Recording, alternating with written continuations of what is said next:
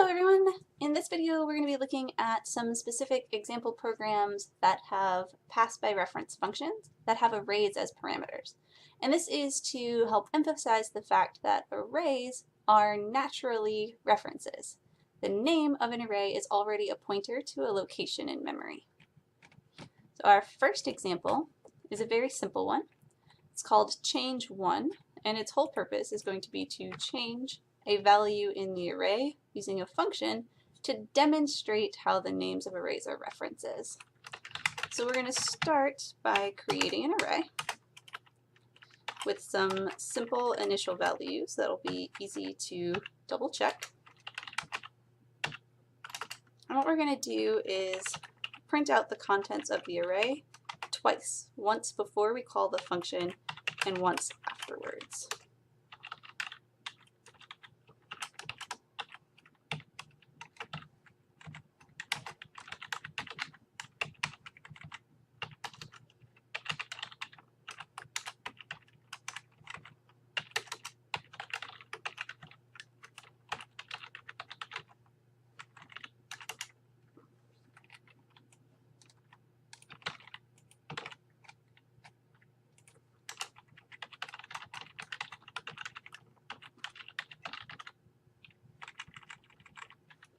So we're going to build a function that doesn't have a return type. It's a void function. It's called change1, and it takes as a parameter this integer array of size 5.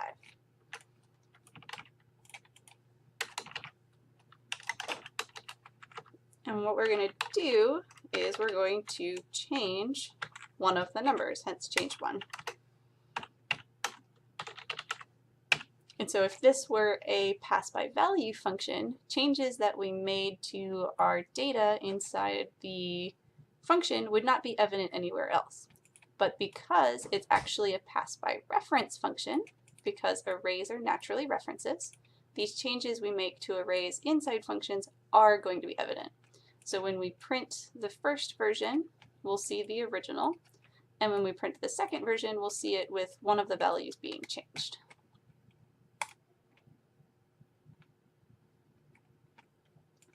So here's our output. Here's the original values, 1 through 5. And here's the output after we've changed one of the values. We've gone to the second index, so 0, 1, 2, and changed the value in that memory location to 0. So let's take a look at a visual for how that would happen at the memory level. We have first this declaration.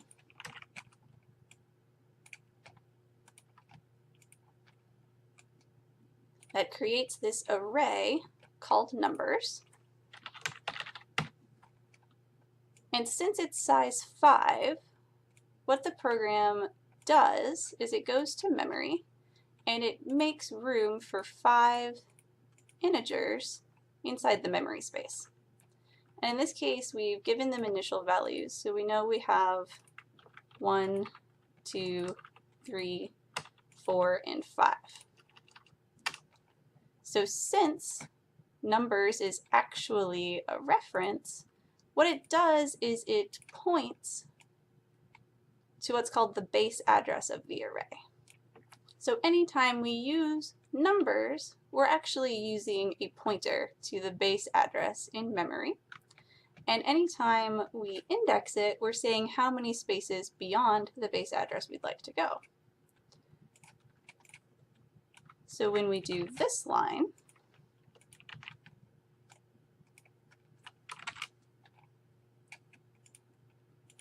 we're saying that we want to go to where numbers is pointing and then go 2 indices beyond that starting point.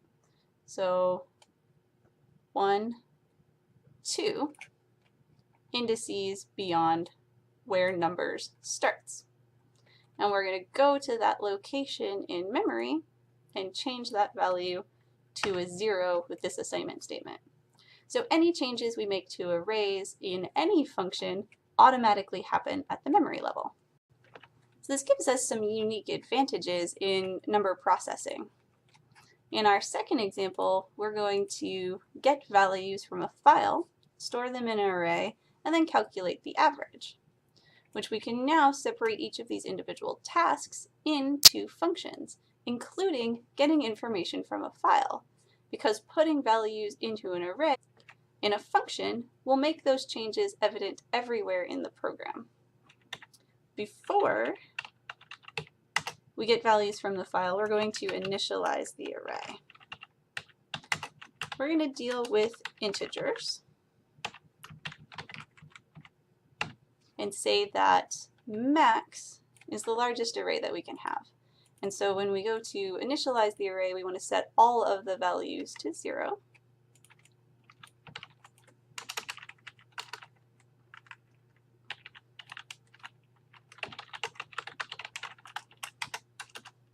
We do have to assume that numbers has been declared somewhere, that the memory space is already available.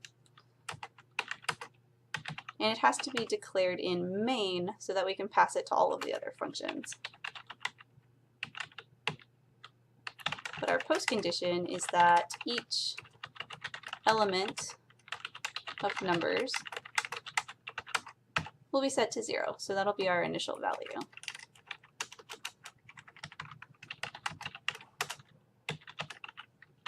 And we know how to initialize an array, so we're just going to put this code in this function instead of having it in main.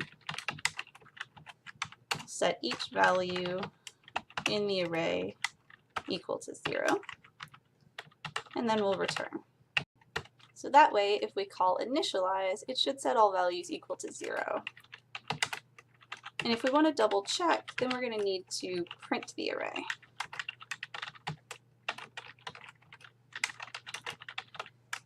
Now there's a possibility that even though we've created the array, we may not be using every index. So when we print the array, we're also going to specify the length that we're actually using. So we have 10 spaces, but if we only use 7, then we probably only want to print 7 of them. So we're going to specify how many values we want to print.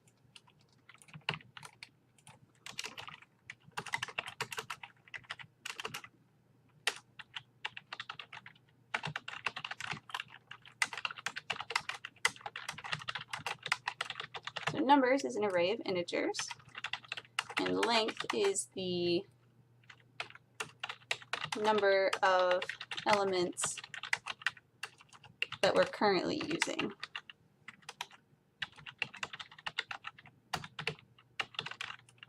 Then we're going to print all of the active elements of the array.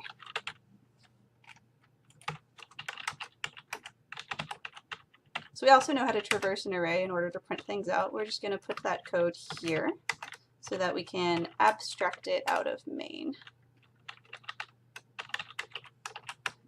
We'll print integers. From 0 until length. So the number of integers that we want to print, that's how many we'll actually print from the numbers array at index I, and then return. So normally we test after each function. In this case, we had to build 2 of them because we need the print array in order to test the initialization array. So we're going to create max in main, and we'll also create an integer length. We'll call the initialization function on numbers, and then we're going to call the print array function to make sure that all of those values did get initialized to 0.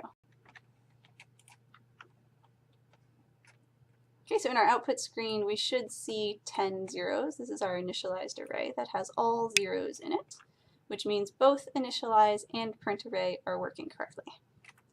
And we can move on to a slightly more complicated function. We're going to make one that gets the values for our array from an input file.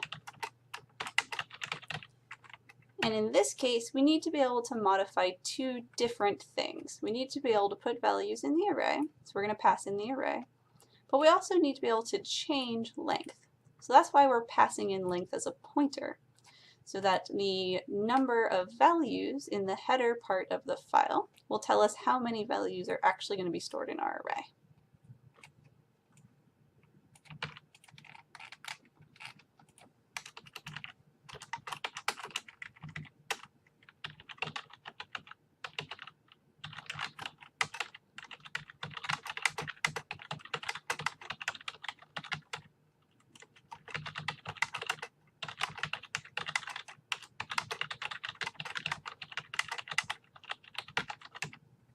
So numbers is still an array of integers, and length is going to be the number of elements that we're actually going to be using. So again, we have a maximum of 10, but we might only use 6 or 7 or 8 or 2 elements depending on what's in the file. Our post condition is we're going to ask the user for an input file, and we're set up to read something with a header format.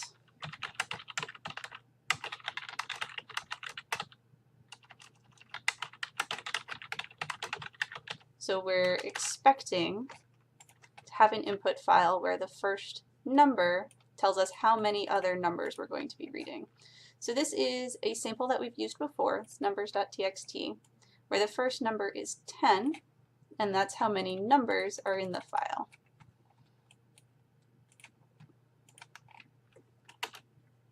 We're going to start by creating something that the user can use to enter the file name. So we're going to create a string.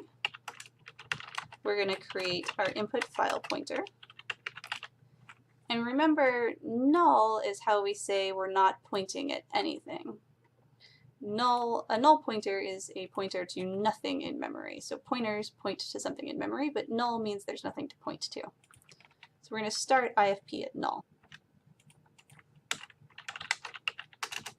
And that allows us to build this loop that says as long as we haven't opened the file, prompt the user for the file name,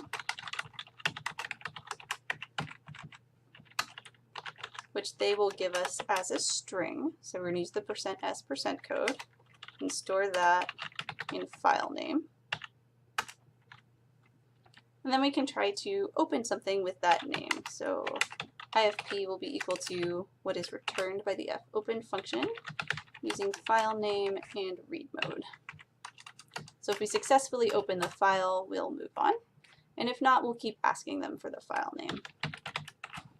Now again, this is set up for the header format. So we're going to read in the first value, and that's going to become our length. Now this is something a little bit different. Normally we would have an ampersand here. An ampersand stands for the address of. But in this case, length is a pointer, and it already stores addresses. So instead of saying the address of A, we're just going to say stored in length. Length is already an address. So store it in length's memory location.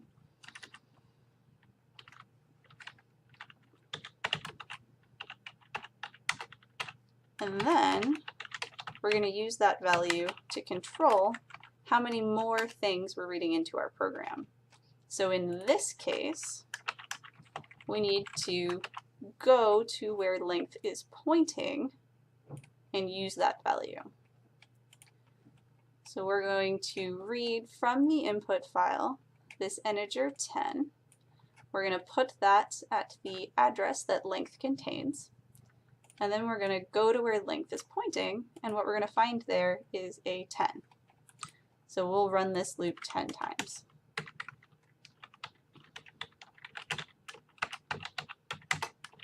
So we'll read the next integer from the file pointer and store that in the numbers array at the ith element. And the cool thing about using functions to do this is we can keep all of our file information in one function instead of having it in main. So all of our file input, from opening the file to reading the file to closing the file, happens in just this one location. So we'll test that by calling getValues function from main, and we're going to give it numbers and the address of length. So remember, this is just a matter of matching up data types. The second parameter is a pointer, so we need to pass something that is pointer compatible, either a pointer or a memory address. So we're going to pass the memory address of length, and then use length when we print the numbers out. So now it says, what is the file name? My file is called numbers.txt. So when we print it out, we should see the same values that are stored in the input file, and in the same order.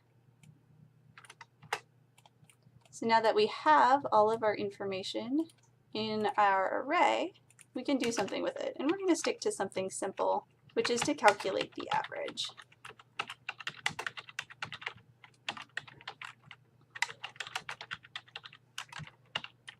So we're going to pass average the array and the length, and that way if we're not using the full length of the array, we won't accidentally add values that aren't supposed to be part of the number set.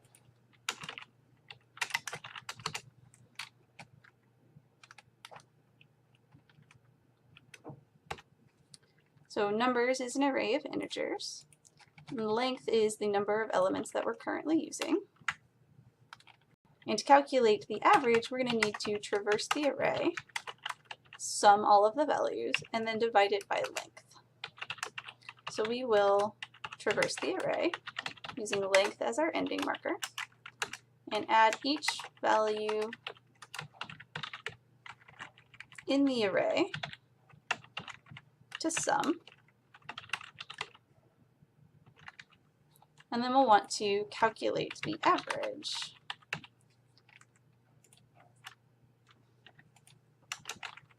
So of course we know the average is the sum of all of the values divided by the number of values that we have. But since both of those are integers, we're going to cast one of them to be a float so that we do real division instead of integer division.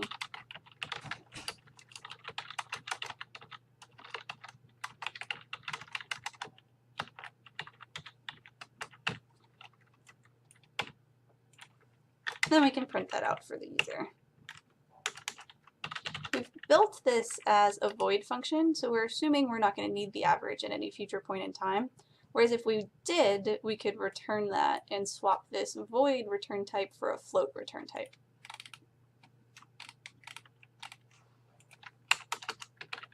So now we'll return to main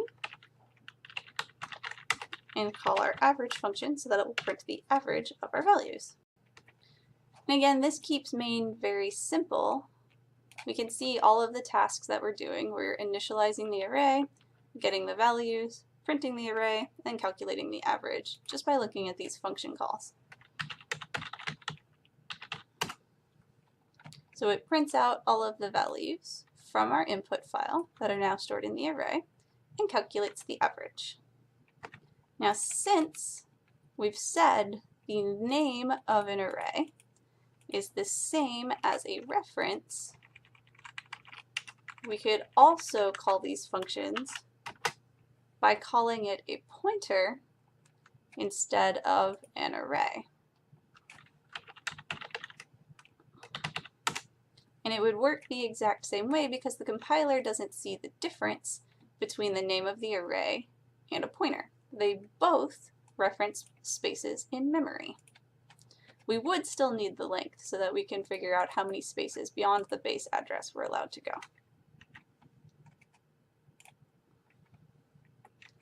Now our third example uses two-dimensional arrays, and it creates a game of tic-tac-toe. I have a skeleton code already prepared where the main function is filled in, and we're just going to fill in these functions that work with main. So if you'd like to, go ahead and pause the video and download that skeleton if you've not already done so. Okay, let's take a quick look at main. Main does some basic steps. We're going to create a tic-tac-toe board. And we're using characters so that we can show symbols like X and O, and we're going to pick a symbol to represent an empty square. We have whose turn it is, coordinates for the player to enter where they would like to put their X or O, and this character that represents play. So play is going to be equal to X or O. We have to initialize the board, print this information for the users, and then run the game. So the game runs as long as the board is not full. So we've built a function called isFull that takes in the board and returns a true-false value, a 0 for false and a 1 for true. And as long as the board is not full, we'll keep going. So this one is used to control the player's turn. If it was player's 2's turn last time, it's now player's 1 turn.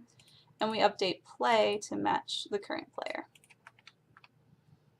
We'll print the board for them to look at, ask them where they'd like to go, and then we're going to check to make sure that their move is valid. So there's a check move function. And if it's not valid, we're going to ask them for a new spot. When they give us a valid answer, we'll put that on the board. And then we'll check to see if there's a winner. So remember, a winner for tic-tac-toe means 3 X's or 3 O's all in a row. So we need to build these functions. Now, initialize and print board are the easier ones. So in our print board function, this takes in a size by size board and prints the board out for the user. In initialize, we take in the board and initialize each value to something that represents an empty square. So I used the hyphen symbol for that. Both of these functions involve traversing a two-dimensional array and doing something specific for each square. So we'll set up our nested for loops to traverse the two-dimensional array. And in initialize, what we're going to do at each square, at each element, is set it equal to a specific value.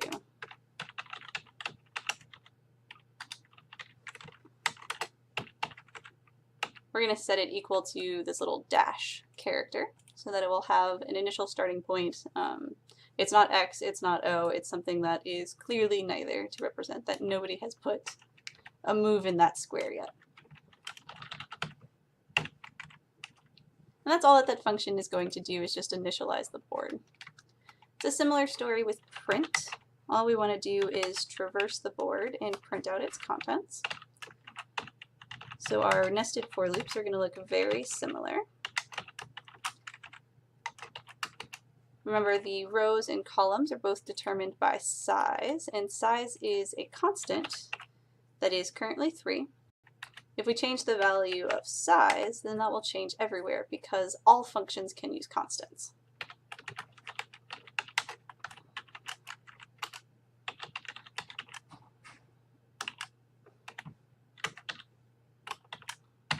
Well, since this is a character array, we're going to use the %C code.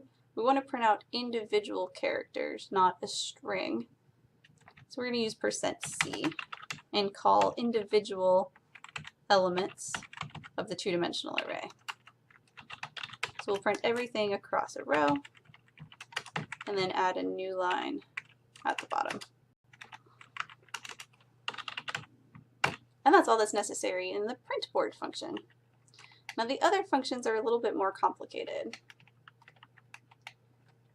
This one, for example, is in charge of checking all of the rows, all of the columns, and both diagonals to see if we have 3 O's or 3 X's in a row. And if there is, we need to print out who is the winner and return 1. So that'll be true, return true.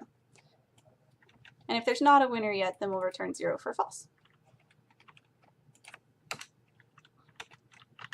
So we'll need I and J, the same as always, our 2 counters to traverse the two-dimensional array. We'll also have something that indicates whether or not we've found a winner yet, and something to track which player is the winner, if there is a winner. And we'll add in this character that I'm calling start because we're going to record the start of each row, column, or diagonal so that we can compare it to all of the other characters in the row. So let's start with rows first. we'll start each row by assuming we're going to find a winner in that row and setting start equal to the first value in that row. So the ith row, column 0. And then we'll go across the row, comparing all of the other values in the row to the start value. And if they're not the same, then there must not be a winner, because the row has to have x's, all x's, or all o's in it. So if they're not the same, then there's no winner. There's also a possibility that all of the values in a row are the same character, but they're the starting character, which means it shouldn't count because that's not a winner. So in the event that we have an empty space in our row, that's going to count as there not being a winner. So if there is a winner, there's no reason to check anything else. We can go ahead and print that there is a winner and return. We just need to find out who the winner is. So we're going to check that start value. And if it's equal to x, then it must be player 1.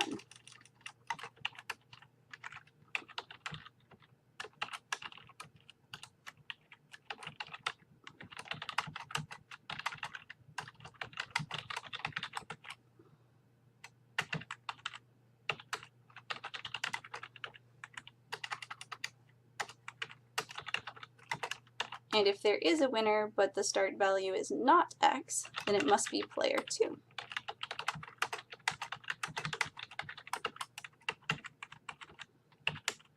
Remember, we're returning 1 for true to say, yes, there is a winner. So now we're going to repeat the same process for the columns and then the diagonals.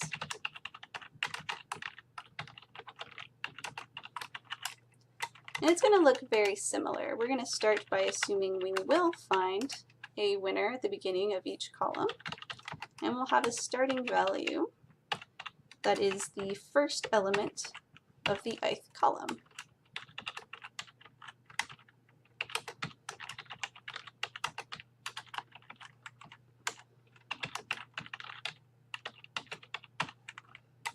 And remember to line up your rows and your columns. In this case, I is going in the column direction, so I needs to go in the second box, which represents columns. Remember, rows, then columns.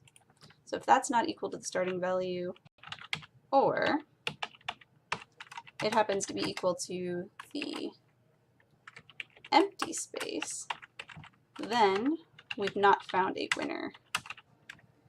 But if we did find a winner in that column, then we want to go ahead and quit and not check anything else. So if we did find a winner, we want to find out who it is, print, and then return 1.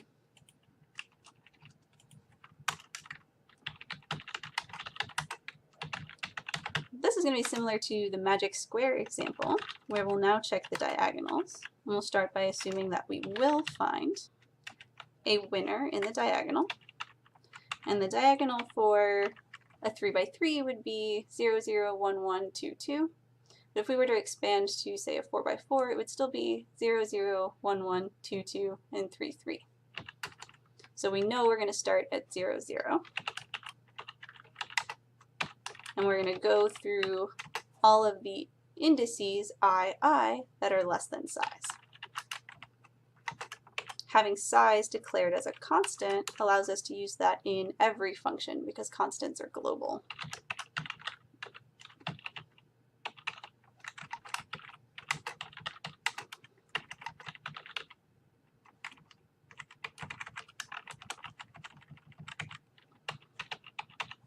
So if anything along the diagonal is not equal to the start value, or it's equal to the empty square, then there was not a winner in the diagonal. But if there was a winner in the diagonal, we should find out who it is and return. And we're going to repeat for the second diagonal, which for a 3 by 3 is 0, 2, 1, 1, and 2, 0. So our starting point is 0 and size minus 1. So 2 is 3 minus 1, so size minus 1.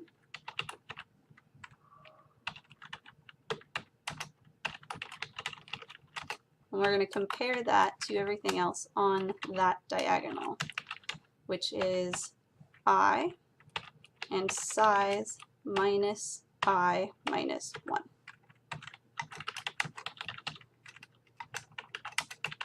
So if that square is not equal to start, or if it happens to be equal to the empty space, then there's not a winner.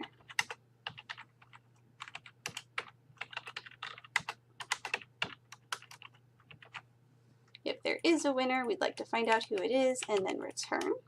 If we've checked all of the different things and we've not returned 1, there is no winner and we should return 0.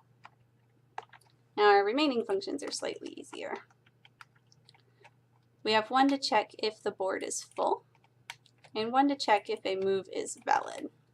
So checking to see if a board is full involves checking all of the squares and seeing if there's any empty spaces. And if we do find any empty spaces, then obviously the board is not full and we can return 0 for false. So we'll need our counters for traversing the array. Then we will traverse the two-dimensional array, going through each row and each column, looking for an empty space. And if we find an empty space, then it must not be full. But if we go through the whole array and never return 0, then it must be full, and we should return 1 for true. And to figure out if a move is valid, we're going to make sure that it's between 1 and size, and that nobody else has already put something in that space. So we're just going to do a series of checks.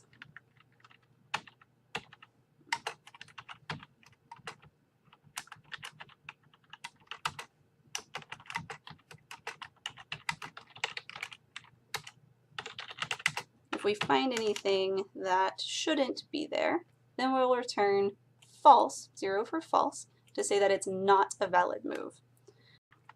So our valid values are from 1 to size. So if it's less than 1 or greater than size, then it's not valid. And we'll check both parameters.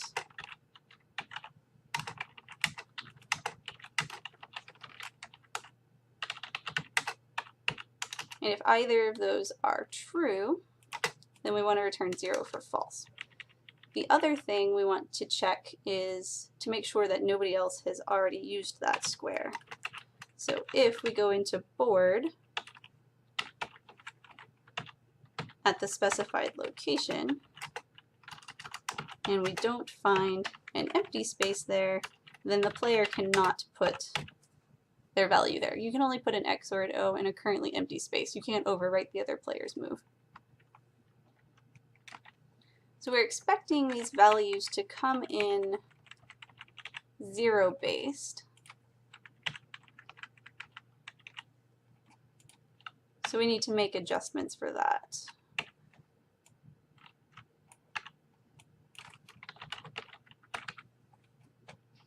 When we call it in main, and I'll scroll up so we can look at that real quick.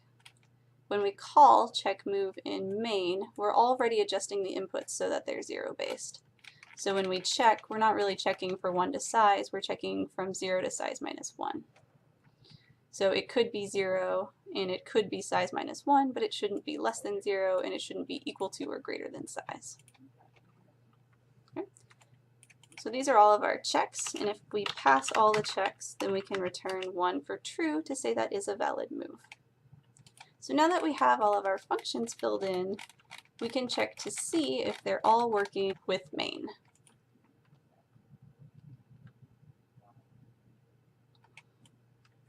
So here's the starting point.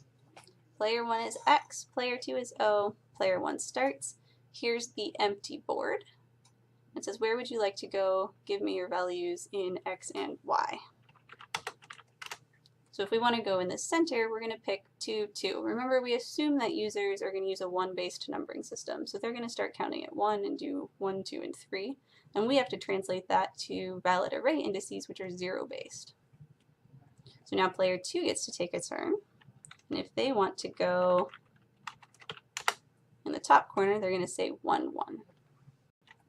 So now if another player tries to go there, it should tell us that's not a valid move. Somebody's already used that space. Similarly, if we put in something that's not on the board, it'll tell us that's not valid. Pick something else. If we do pick a valid move, it'll put us on the board, and now player 2 can go.